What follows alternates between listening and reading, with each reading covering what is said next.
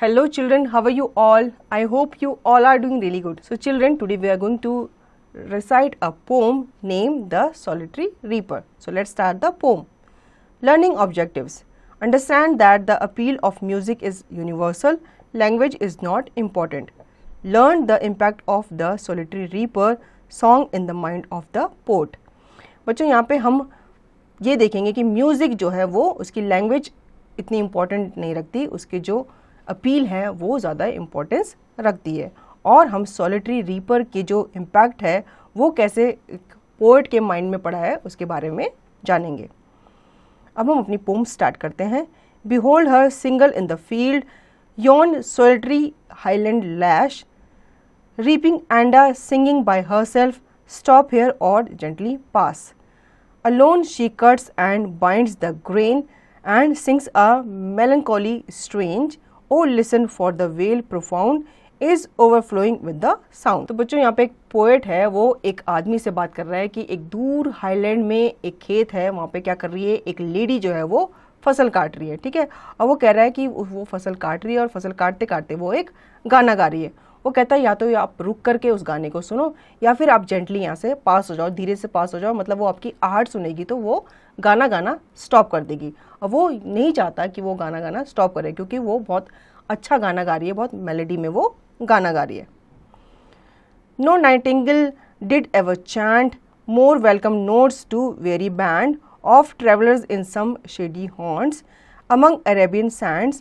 A voice so thrilling near was heard in springtime from the cuckoo bird, breaking the silence of the seas among the farthest heartbeats. वो कहता है वो इतना सुंदर गा रही है कि मतलब जो बुलबुल होती है, नाइटिंगेल बर्ड होती है, वो भी उसके सामने क्या है, फीकी है, मतलब वो उससे भी अच्छा गाना गा रही है, ठीक है।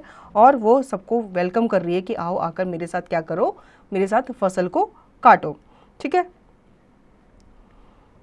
Will no one tell me what she sings? Perhaps the plaintive numbers flow for old unhappy far off things and battles long ago, or is it some more humble lay, familiar matters of today, some natural sorrows, loss or pain that has been and may be again. तो बच्चों जो poet है वो वहाँ पे खड़ा होकर ध्यान से सुन रहा है कि वो जो सॉलिटरी रीपर है वो अकेले है और वो क्या गाना गा रही है, क्या वो एक हैप्पी सॉन्ग गा रही है या वो एक सैड सॉन्ग गा रही है। तो वो जब ध्यान से सुनता है तो उसे पता चलता है कि वो एक सैड सॉन्ग गा रही है, ठीक है। अब वो समझना चाहता है कि वो किस दुख में ये सैड सॉन्ग गा रही है, क्या उसे कोई पेन है या उसका कोई अपना उससे दूर चला गया, इस दुख में वो गाना गा रही है।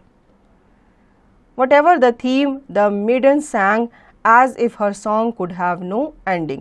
I saw her singing at her work and over the sickle bending. I listened motionless and still, and as I mounted up the hill, the music in my heart I bore, long after it was heard no more.